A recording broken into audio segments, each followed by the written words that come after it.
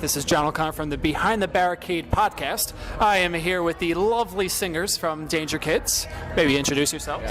I'm Andy. I do all the singing and screaming. Yeah, I'm Tyler. I do the singing and the rapping. All right. So let's get on there. About maybe a month ago, I read a tweet from Andy over here looking for an HBO Go account.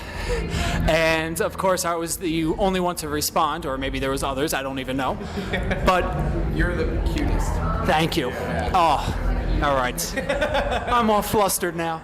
Okay, what did you use my account to watch? And please say Backdoor Sluts 9. Backdoor Sluts Line and a little bit of Game of Thrones. Nice. Mostly, yeah, I guess there's a little bit of Game of Thrones. Game of Thrones.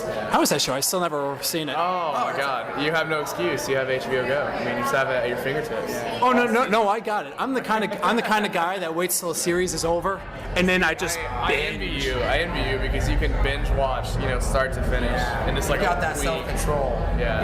That's good. I don't know. I just hear great things about it. Same with Breaking Bad. I haven't seen one episode. Breaking Bad is my favorite TV show of all time. Yeah. I mean, I just got caught up on House of Cards. Yeah. You ever see that on Netflix? I haven't watched it yet. Oh my God, fantastic. Yeah, I watched the pilot.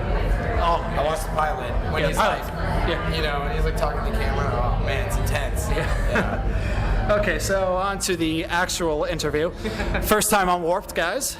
All right, you guys are on the tour for a month, and the final show for you is a week from today in Hartford, I believe.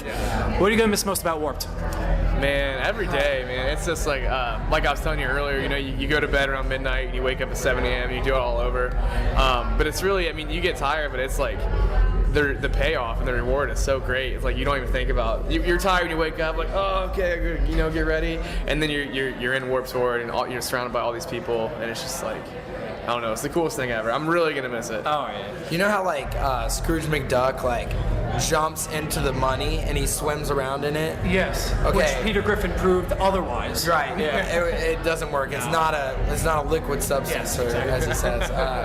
That is what we do with music every day on this tour. You wake up and you live and breathe it, and we're gonna have to go home and get back to knowing this exists is enough for me. It's enough to get me encouraged enough to do it again and push for it again. But living and breathing music, what we love, is the best. It's the best thing we could have ever had. Oh yeah, awesome guys, awesome.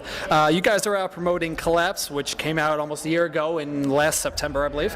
What's the overall response been? We didn't really know what to expect. Everything moved pretty quickly. We started this band for fun.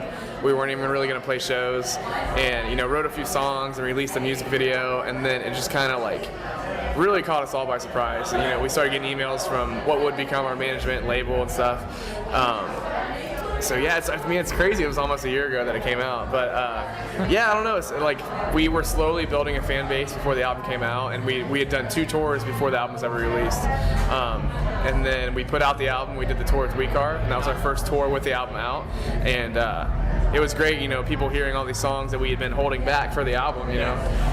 Like Unmade stuff. People were like, I love Unmade, and we didn't know that until we got to go out and talk to the people, and because it's a little bit different. It's slower track, stuff that we didn't release on its own. But I don't know. The reception's been way better than we ever expected. Yeah, I mean, it's crazy. Anything to add to that? I agree. I just think that we went into it with no preconceptions. We didn't even know that people were going to hear it. You know what I mean? So when it became a situation of cranking out a song and another song, before we knew we had an album, and the album went out, to have any type of positive response is awesome, especially with something that we feel is a little bit progressive. Not that we're inventing anything here, but it's I think there's a foot in a. But you kind of did territory. invent something. I don't know. There's bands like Linkin Park and stuff who've come before, but I'd like to think that we're doing something that isn't happening that much right now. So, and people loved it, and that's cool. And we thought we were going to receive way more hate than we did. We were really putting on the riot gear, ready, bring on the YouTube comments. But it's been really largely positive, overwhelmingly positive. Because it's a breath of fresh air in the scene. It's not just the same chug.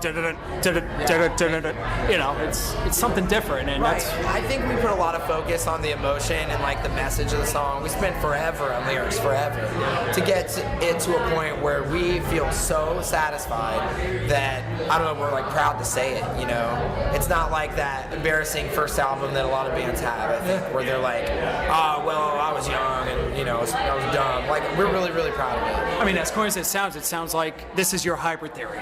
Oh, that'd be nice. Like, yeah, thank you. Yes. Yeah, hopefully we can write a Meteora or something. That'd be cool.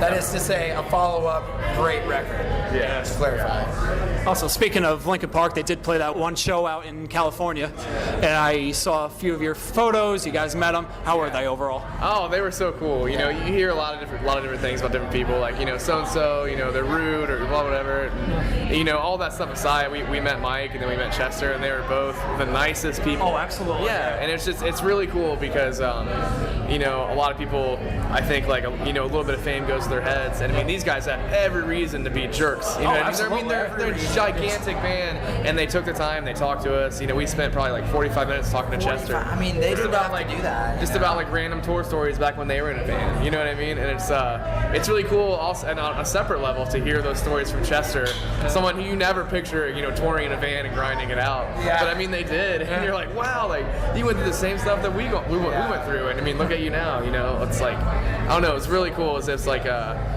almost humbling in a way to see how nice and genuine those guys are. Oh yeah, definitely. If at any point you wake up and you feel like, oh man, like things are tough, or like, you know, there's a lot of trouble in my life, or I'm hungry, tired, sunburned, whatever, I just think about them and how nice they were, and I'm just like, I got no excuse. Like, I'm a nobody, you know what I mean? And compared to them, like, if they, you know, and if they're out there, nice as can be, I mean, I can too, you know. So it's like it's a good thing. I feel like I took that away from them. It's like even on their worst day, they seem like the most genuine, yes, people. But yeah, I actually met them 2 years ago in Connecticut. They actually got a signed experience. It was sort of like this. It was maybe like there's chairs all set up and a table, and I actually brought my acoustic guitar. Got it all signed by them. It was awesome. Like everyone seemed all talkative, you know, happy and shit like that. But except for Mr. Hahn, he was a little conserved. But I mean, it doesn't matter. Yeah. But all right. So let's see. I've been a fan of you guys since hearing Countdown. I think that was the first song I heard. Yeah. Whatever song you put out first, I heard it. Want to say, and I ended up loving Collapse. For someone who's been living under a rock, how would you describe Dangerkids? Even though you already described it. I think the easiest way we generally describe it is like you know, a modern, you know, heavier Linkin Park. Yeah. And I think most people, when they hear it, they get the Linkin Park feel because we have the rapping. Yeah. And then we knew that when we started out. Yeah. But yeah, I don't know. It's a cool hybrid of, you know,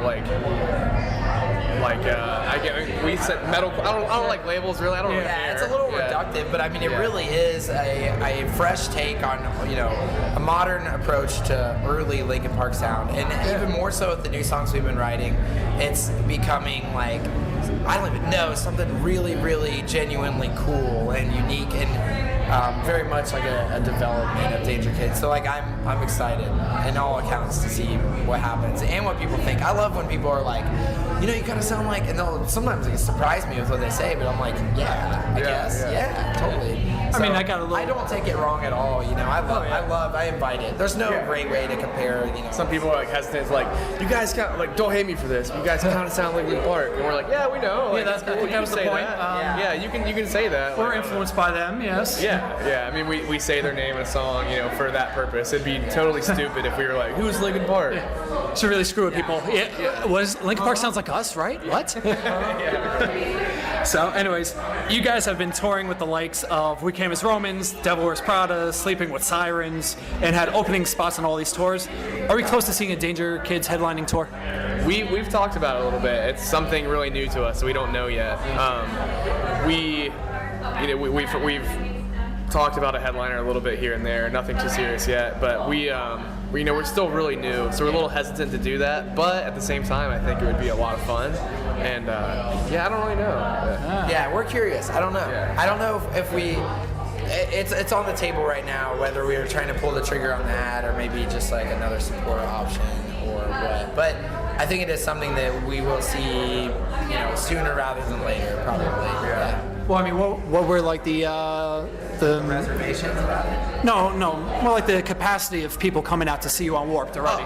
A lot of people. That's just insanely surprising. We've had. I mean, I don't want to put a number on it because it's different every day, but like several hundred people watching us. Where I think our expectations going into Warped was, like hopefully we play for like 50 people a day, and like first day we were like, okay, that's not the case. It's going to be way bigger than that. And in some cases, just absurd. And like most days we sign for probably like 2 hours. I mean, there's just a line, and that's new to us as well. And I don't think maybe that's the Warped culture too. And not something, we might not see something like that somewhere else we go, at least not for a while. But that, man, such a surprise. Like, just awesome. Just the best thing that we could have done, really, is be on this tour. It's really flattering to, every day we play a show, and we're doing exactly what we want to do. We're having a ton of fun, and, every day we're like, we're going to hang out on a merch table, we're going to sign autographs, take pictures with every single one of you till you leave. And, and it's just been, like we said, over 2 hours almost every single day. And it's really cool that people will wait that long to talk to us. It's really, really flattering. They just, I don't know.